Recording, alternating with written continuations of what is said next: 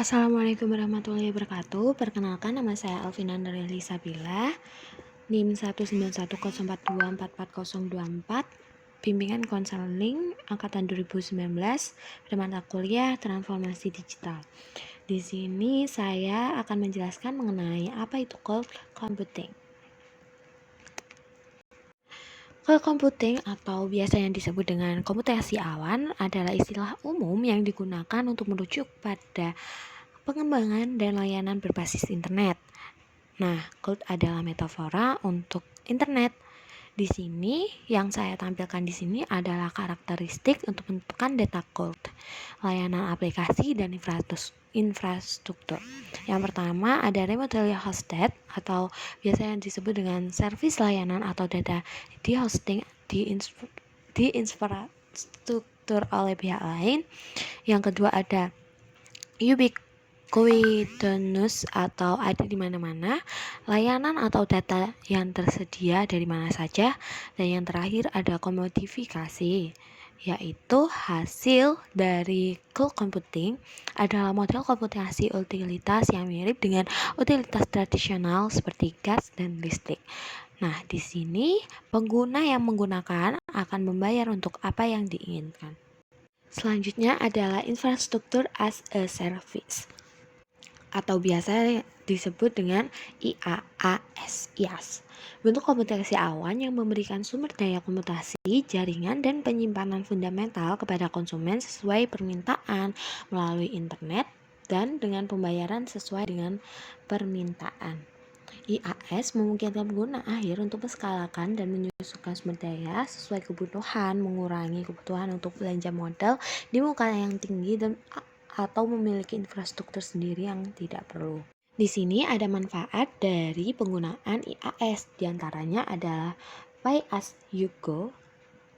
Nah, Pay as you go ini tidak seperti dengan informasi teknologi tradisional, akan tetapi di sini IaaS tidak memerlukan uang muka, belanja modal, dan penggunaan akhir, hanya ditagih untuk apa yang mereka gunakan. Yang kedua, manfaat dari IaaS adalah kecepatan. Dengan adanya IaaS, pengguna dapat menyediakan research dan jumlah kecil atau besar dalam hitungan menit, bahkan bisa menguji ide baru dengan cepat atau menskalakan ide yang sudah terbukti lebih cepat. Lalu ada availability atau ketersediaan melalui hal-hal seperti kawasan multizona, ketersediaan dan ketahanan aplikasi. Lalu ada skala dengan kapasitas ini yang tampak terbatas dan kemampuan untuk menskalakan sumber daya baik secara otomatis atau dengan beberapa pengawasan, bahkan dapat memudahkan. Lalu yang terakhir ada latency dan performance atau kinerja. Karena adanya IaaS, maka meletakkan aplikasi dan layanan mendekati pelanggan sehingga akan mereduksi atau latensi dan meningkatkan suatu kinerja dari IaaS sendiri. Selanjutnya ada platform as a service atau yang biasa disebut dengan SaaS, yaitu model komputasi awan yang memberi pelanggan atau platform yang lengkap, yaitu perangkat keras, perangkat lunak, dan infrastruktur. PaaS menampung segala server, jaringan, penyimpanan, perangkat lunak, sistem operasi berbasis data di pusat data mereka. Nah, pelanggan menggunakan semuanya dengan biaya bulanan berdasarkan penggunaan dan dapat membeli lebih banyak sumber daya sesuai permintaan kebutuhan. Seperti halnya dengan IaaS, PaaS juga memiliki manfaat. Yang pertama, waktu lebih cepat. Nah, ini adalah keuntungan spesifik yang didapatkan oleh PaaS. Yang kedua adalah skalabilitas yang mudah dan hemat biaya. Dan yang ketiga adalah pengadopsian sumber daya yang lebih cepat, lebih mudah, dan tidak beresiko. Sehingga platform ini menyertakan akses lebih banyak dan lebih banyak variasi dari komponen pengembangan aplikasi.